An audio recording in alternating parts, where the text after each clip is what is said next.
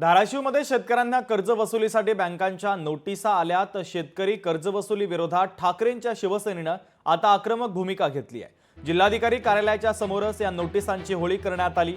जिल्हाभरातील शेतकऱ्यांना आलेल्या नोटिसांची एकत्रितपणे होळी करण्यात आली। सरकारच्या विरोधात यावेळेस जोरदार घोषणाबाजी सुद्धा पाहायला मिळाली।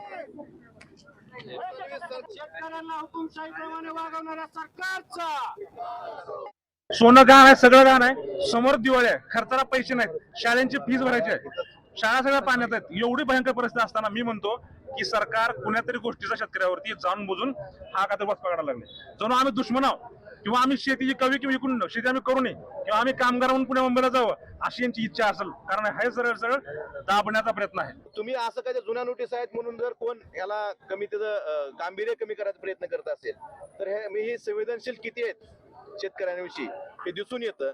आणि मुख्यमंत्र्यांना आमची एवढीच विनंती आहे की तुम्ही अजून वेळ घेताय।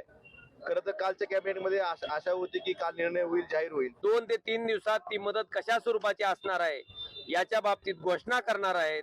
आमची एवढीच मागणी आहे, फक्त पक्ष म्हणून नव्हे, विरोधक म्हणून नव्हे, तर त्या शेतकऱ्याचं लेकरू म्हणून, कारण त्यांची परिस्थिती मागच्या 8 दिवसात आम्ही त्यांच्या घराबारात फिरून बघितलेली आहे।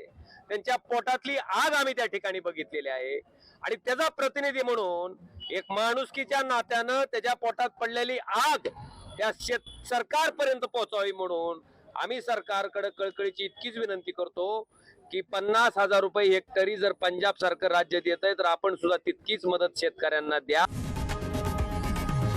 लोकशाही मराठी ऐका, पहा, जागरूक रहा।